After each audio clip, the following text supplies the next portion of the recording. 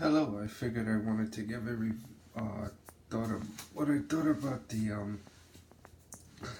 Dark Phoenix, which is, the fourth movie with you know, the X-Men, first class cast, and, the last, installment, of the overall, I guess, X-Men saga that started nearly 20 years ago. And I will say, for a so-called finale to the X-Men franchise, before the 20th Century Fox merger with Disney, it could have been a better movie had it told a different story. And the reason why I say that, because the last time the Dark Phoenix storyline was done, which was of course, in the much not discussed, X-Men Last Stand, which of course, had mixed reviews, with fans and critics, alike, complained that at that time the Phoenix storyline was kind of butchered, even though, Frank Jansen, who played the older version of Jean Grey, did the best she could with the material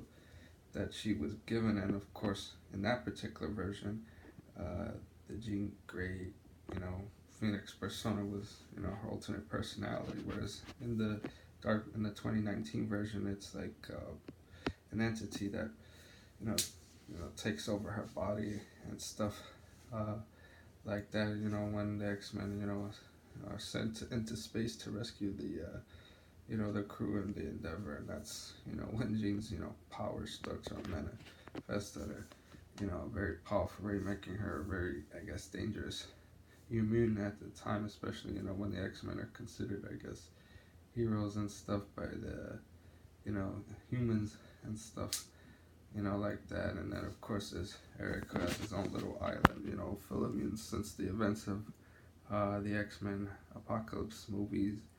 And I will say, I think, like I said, I mean, it wasn't as bad as, the critics made it out to be, but I would say if they really wanted this to be the last installment, you know, of the X-Men franchise, like I said, they could have done the Mr. Sinister storyline and the Essex Corporation that was teased at the end of the X-Men Apocalypse post-credit scene, but it's too bad they didn't go in that direction. And of course, because of that, the Dark Phoenix ended up suffering a similar fate to the Star Trek, Into Darkness movie, trying to, do a retrend of an idea that, of course, in the Wrath of Cass case, it worked the first time, but in the second time it didn't.